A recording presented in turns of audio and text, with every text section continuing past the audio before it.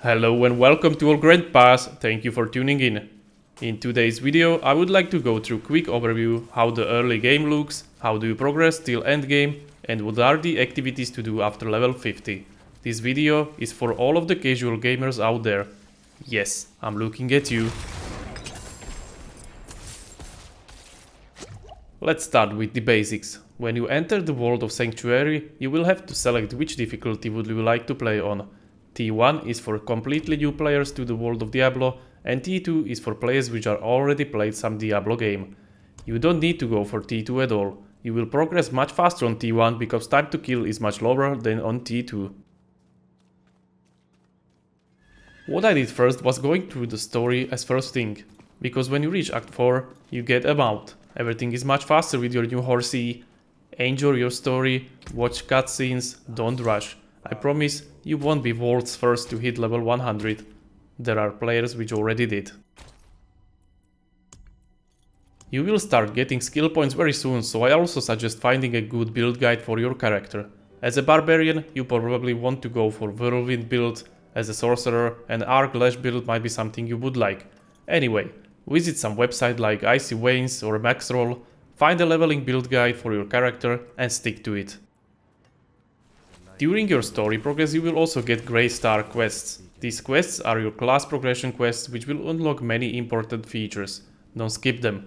They are usually easy to do and take just a couple of minutes to finish. So you just finished the story, and maybe you are asking what the fuck should I do now? You should try to get all of your available skill points and potions. To unlock everything, you will have to do activities in open world. Activities are rewarding renown. Open your map and hit W.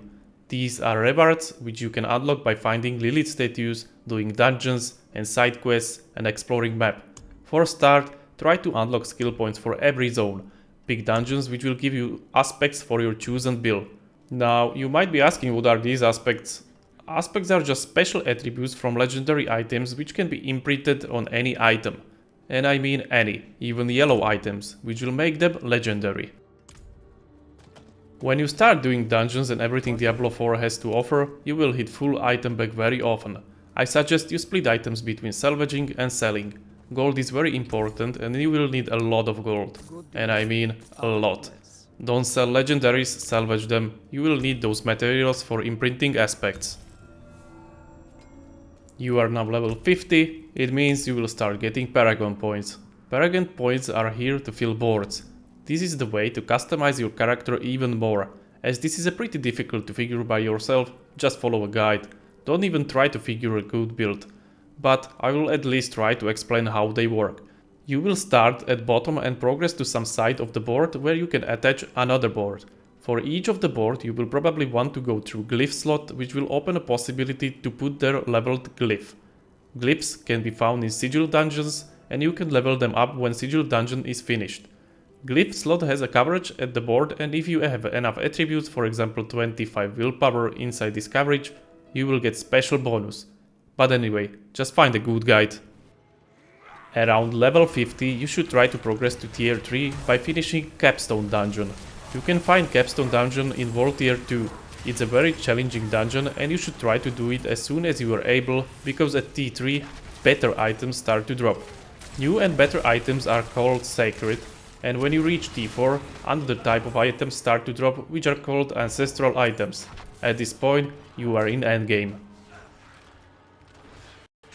When you hit the endgame, you will start to do some daily routine. So what does it mean to do a daily routine?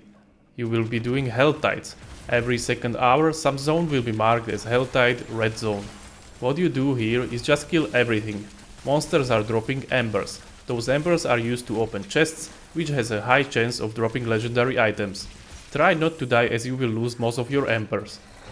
World bosses. Check your map often, as world bosses are spawned every 3 hours. Don't skip them, there is a nice loot waiting for you. The game will match you with random party of players. Together you will attempt to kill a huge beast. PvP zones are something similar as Dark Zone in the Division game. You farm materials, and to use them at vendor you have to extract them through ritual.